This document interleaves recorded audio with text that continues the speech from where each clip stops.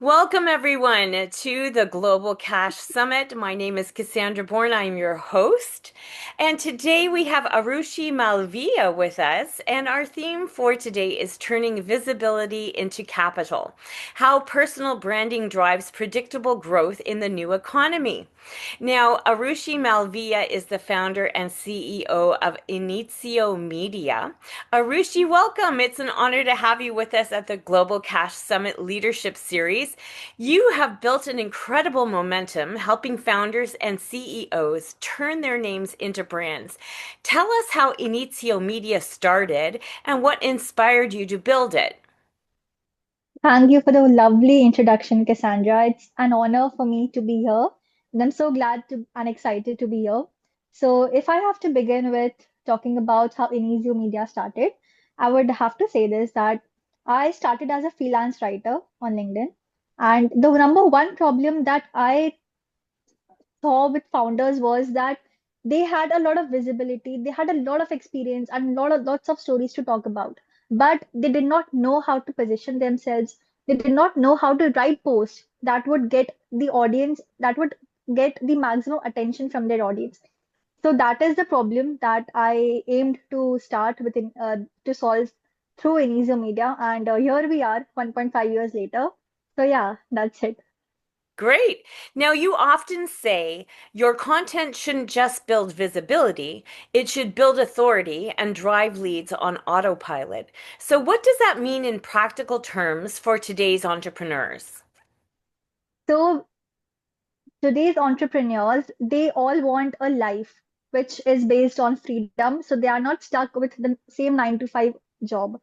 So what I do is, and what the mission that I am on is to help them build their personal brands and get leads on autopilot. Now, what do I mean by this is to build a system, a sustainable system which helps them get leads without chasing clients every day, which helps them position better on LinkedIn, which gets them visibility without spending hours on LinkedIn creating content, engaging with others, because all these things are very time consuming.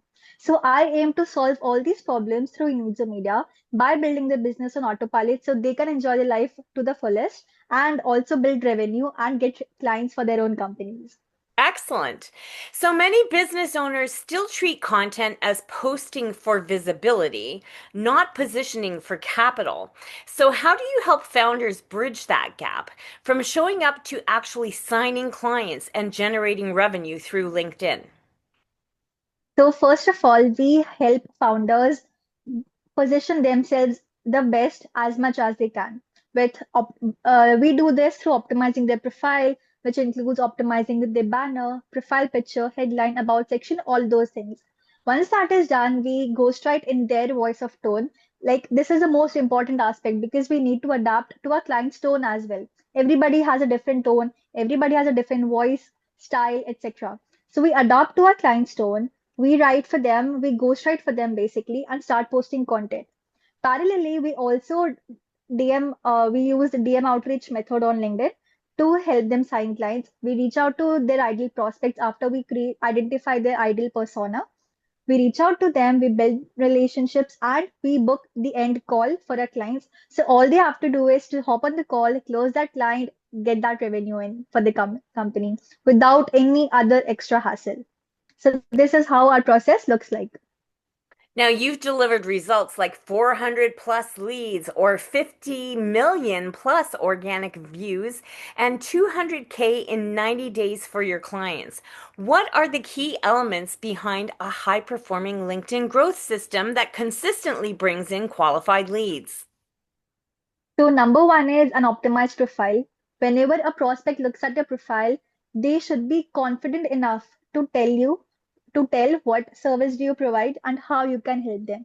If this thing is sorted, then everybody like the chances of you getting leads are much higher compared to your competitors. Once the profile is optimized, begin with content. Position yourselves in a way that people would understand what exactly are you trying to say or what exactly are you trying to sell through your content. Position yourself very well through content. Next is the lead generation system, and it is also very important because I believe that we should not rely on only inbounds. because inbound lead system is very unpredictable. One month you can have 20 leads, the next month it can be 5 or even 0. So we aim to build an outbound system with predictable revenue or leads for our clients, so that they know that this much revenue is coming to them every month, so that they can build their business without any extra stress. Now, let's talk about personal branding as an asset class. In your experience, how does a strong founder brand directly impact valuation, investor confidence, or deal flow for a business? A personal brand has so many advantages that people cannot even think of. For example, you can land speaking gigs, you can be invited to a lot of speaking events, you can be invited as guest speakers, as judges, panelists, etc. You can get some inbound leads, and even more if you have positioned yourself as a very strong personal brand. You can get investors to come to notice your company, your brand, and they might be interested in you. Even I have received so many investors reach out to me that we would like to know more about it. So personal branding has so many advantages that nobody can even think of. So I would say that personal branding is the core, especially in 2025, and it will be even in the next coming years. So personal branding is basically positioning yourself through your profile, through your content, and how do you speak to other people in your DMs. Make all those three right, and you're good to go. Now, you recently posted, Stop worshiping consistency, start crafting clarity. Now, that's powerful. Can you unpack that for us? What's the difference between consistency and clarity when it comes to content that converts? For sure. So, a lot of people preach consistency like it is the end goal, but it is actually not. Because what happens is people might post for 90 days straight without having a proper strategy in place. Now, what's the point of posting every day if you're talking about 10 different things? Your audience will be confused. They would not know what exactly you're talking about, and even your engagement will be low because people would not be just sure who are you, what are you trying to sell, and who are you trying to reach out to. So what I say is, to even if you are posting 3 times a week, that is completely okay as long as you are following a strategy. Now, if I have to talk about a little more about strategy, I would say post stories often, talk about your business, your life, make sure it is relevant to LinkedIn, and talk about your insights, your expertise in the industry that you're in, and give some case studies of people you have worked with or people that you have helped with.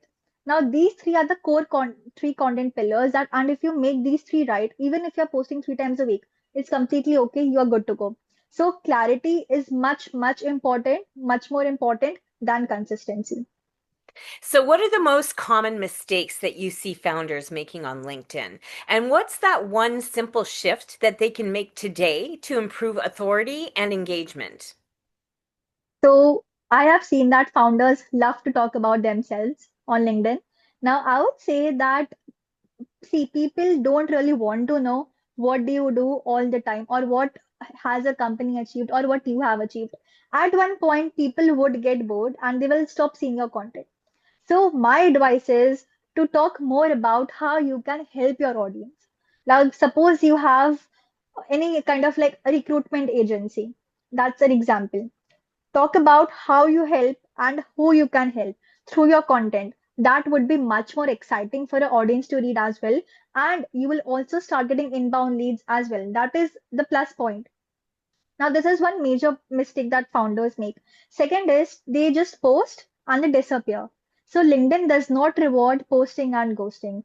It expects some kind of engagement from you, that you comment on others' posts, you comment on your own post, etc. Or you DM others and you keep that interaction going on. So, if you are engaging after posting, LinkedIn will reward you with much higher engagement.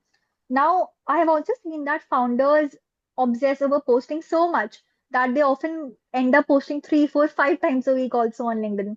Now, LinkedIn is a platform which is does not prefer this. Now, X, formerly Twitter, that is a platform where you can post many a times a day. It doesn't matter. You will get reach. But LinkedIn is not that kind of a platform. Post less, like as I told you, like post less, but post the kind of content that actually gets you eyeballs, and that makes our audience think that, okay, this is the post that I really wanted to read today. So these are the mistakes that most founders make, and if they can solve these mistakes, they're definitely good to go. So, for entrepreneurs who feel invisible online or they struggle to articulate their story, where should they start in repositioning their brand for traction and trust? First of all, optimize your profile, and once that is done, make it SEO friendly. Now, what do I mean by SEO friendly? Add as many relevant keywords as you can about your industry on your in your profile. It can be in the about section, in the headline, or in the experience section as well. Now, what is the benefit of this is it's very similar to how SEO works. Your ranking will be much higher on LinkedIn search whenever someone searches for you. Now, that is one thing. Once that is done, start posting content which is relevant to you. Now, if you're talking about stories, then make a list of all the stories that you think are relevant to LinkedIn. It can be your experiences from client calls, building a team, behind the scenes of a team, and what goes on at the back end, or how you are delivering your service, or what you observed today, and what are your takes on a particular thing or a particular topic or a trend. Now there are unlimited content ideas, so just figure out what exactly do you want to talk about. It can be like, if you want to sound a little controversial, if you love to do that, you can have some bold takes, some hot takes, so it can make you stand out from the crowd, because that is something that not everybody must be talking about. So this is something that you can do. You can start with this.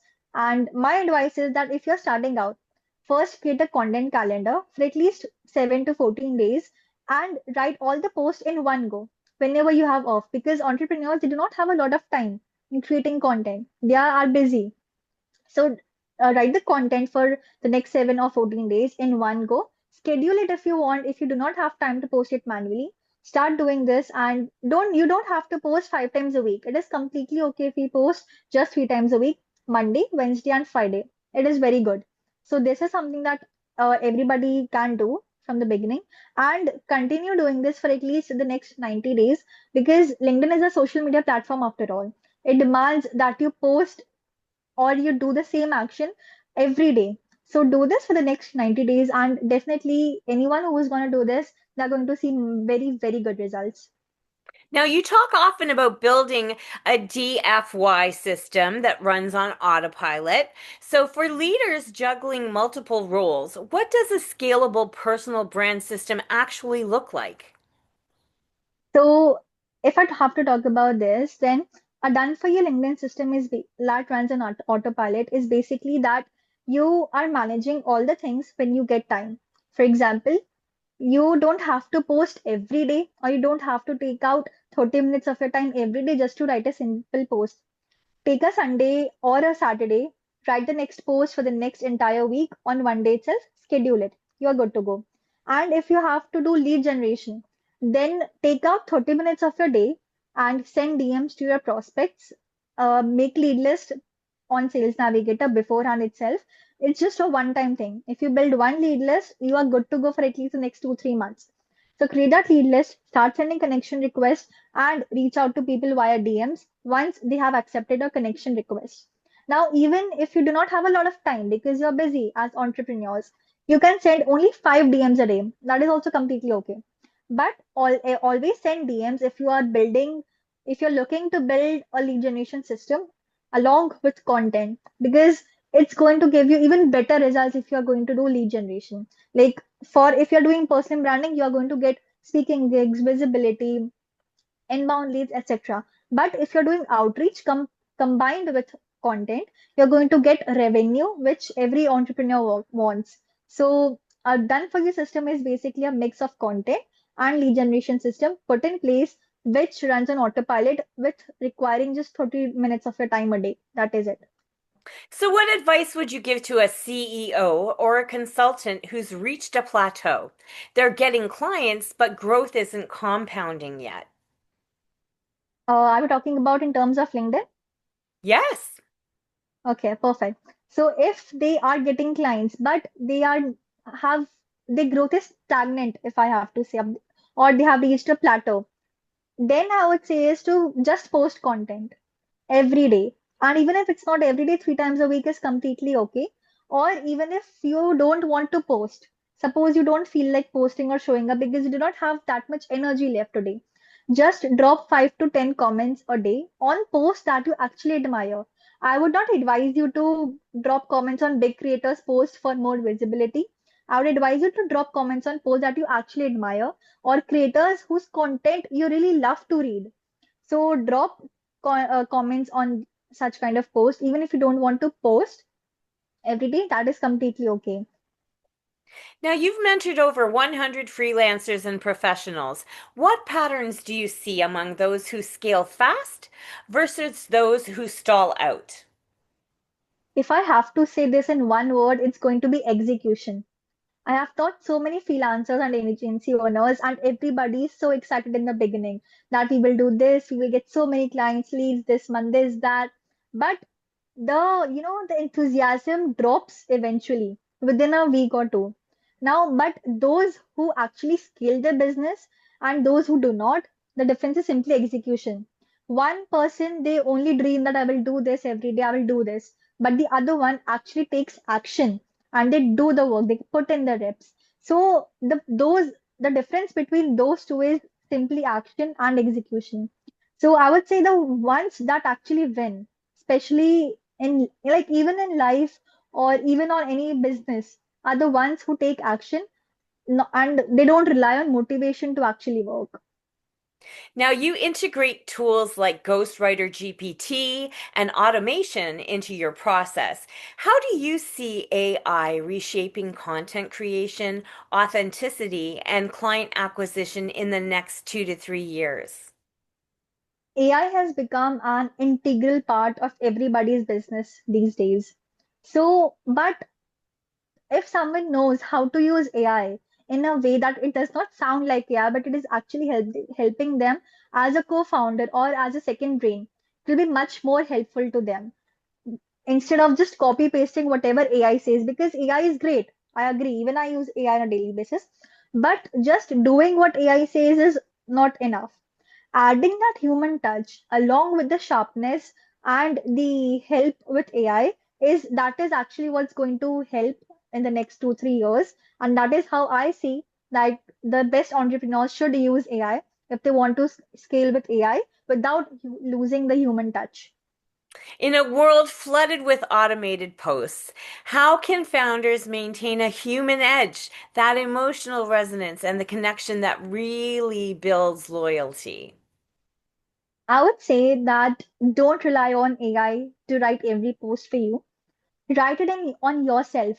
Take a pen and paper if you want, if you don't want to use phone. Like I would say that actually do this because your best creativity, your best ideas, they often come when you have a notebook and a pen in hand. You can just write one sentence and you will be amazed to see how your ideas are flowing actually. So do this and start creating content on your own without the use of AI. If you want to use AI, if you want to sharpen your content, use AI for that. But the first thing I would advise you to do is to sharpen your own core writing skill. Because until and unless you are not able to write it yourself, you will not be able to direct AI on how to do it, on how to get the best results. So write it yourself, and the main thing that is going to differentiate you is stories, because your stories are something that not like nobody else has experienced it. So that is your edge. That is what will make you unique. Talk about your business, talk about how you built it, how you built your team, how you had your first hire, and what aim or what goals do you have in mind with the company or with your life or anything like that. So this is what differentiates you from the market, because everybody's talking about themselves, or basically they're teaching about the same generic advice. So if you talk about more about yourself in a way that people do want to read it, that is how you can differentiate yourself and find that one unique angle. So, what has been a defining moment in your journey? A turning point that reshaped how you lead or do business? So before, when I was a freelancer, before I started my agency in Inizio Media, I was working as a freelancer and I faced a lot of things. that people were saying this, that you're just a freelancer, this, that. There are a lot of bias still prevalent, which should not be, of course. So that is one thing that shaped me to become who I am, because I was very underconfident. I was an introvert. I did not like to go on calls. I was actually afraid of speaking to people online and all those kind of things. So I decided one day that if I have to actually make a name for myself, if I actually have to grow and build a business and that can help people, then I have to understand and I have to let go of this fear of mine. So that is how I decided that one day. It was just a sudden switch that I have to stop being afraid anymore. And I decided I have to show up more. I have to do things that are making me uncomfortable right now, but I know that they're going to help me in my business. So I think that is one shift that helped me become who I am today. I am sure that there are so many people who really resonate with that, that feel the exact same way that you used to feel, and that they're allowing fear to get in the way of actually creating a difference for someone else. And I often say to our clients that it's about service, right? It's about Mm. saving that person in front of you. If you think of it in terms of a salvific role that we have, that we're put here to help other people. If you concentrate on the client that you have in front of you and the challenges that they have and the support that you know you can give them, it allows you to release that fear, because then it no Mm. longer becomes about you. It becomes all about your client, which is what we are really here for. So as a young founder running a successful international agency, how do you personally stay grounded, inspired, and aligned with your mission? I often look at my vision board, which I create every year, that this is what I want to achieve. And I understand, like, because if I'm not kind, if I'm not humble, then the world will humble me in ways that I do not want it to be. And I am someone who is very spiritual. I stay connected with God, and he is the one I think who is guiding me in my life. And I have a lot of values and principles in life which I do not cross.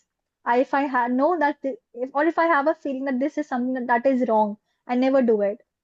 And my parents, they are like my biggest source of motivation, and my sibling as well. So they are the ones that I'm doing everything for, and they are the reason why I'm humble and I stay to the ground. And also, of course, God is there.